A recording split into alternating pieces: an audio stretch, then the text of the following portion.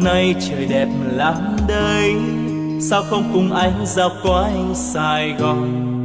Vì vụ trên xe qua khắp nẻo đường, ngắm phố phường ta luôn mến thương. Sài Gòn của mình bao nhiêu quán xá, là có bấy nhiêu món ngon thật ngon, là có biết bao nhiêu lựa chọn, là nỗi đắn đo hôm nay ăn gì. Sài Gòn dịu dàng gom bao nỗi nhớ, đi đến nơi đâu cũng mong về mau. Thương lắm quan quen đôi ta vẫn hẹn, yêu lắm những con đường ta từng qua. Sài Gòn quá xa thương yêu, anh đã thương thật nhiều, anh yêu biết bao nhiêu, anh vẫn thương thật nhiều. Ôi yêu biết bao nhiêu.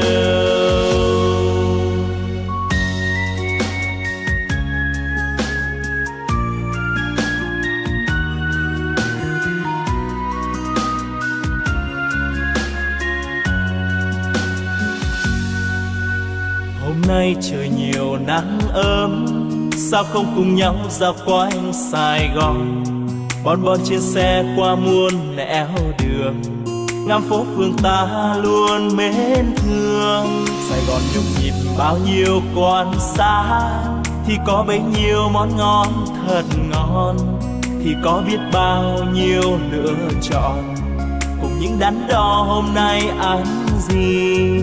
Sài Gòn nồng nàn gom bao nỗi nhớ, đi khắp nơi đâu vẫn mong về mau.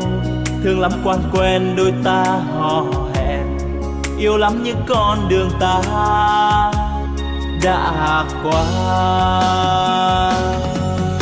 Sài Gòn quá xa thương yêu, anh đã thương thật nhiều, anh yêu biết bao nhiêu, anh vẫn thương thật nhiều.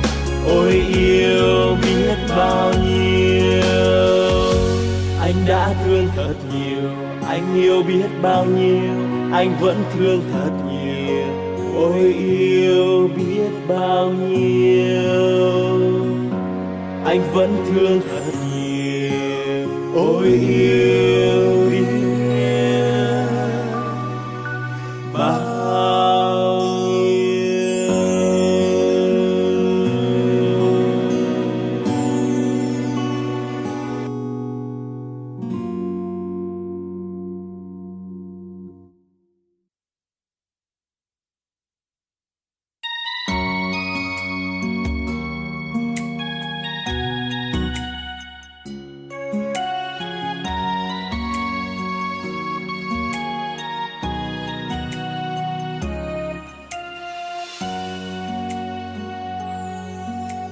Hôm nay trời đẹp lắm đây, sao không cùng anh dạo quanh Sài Gòn.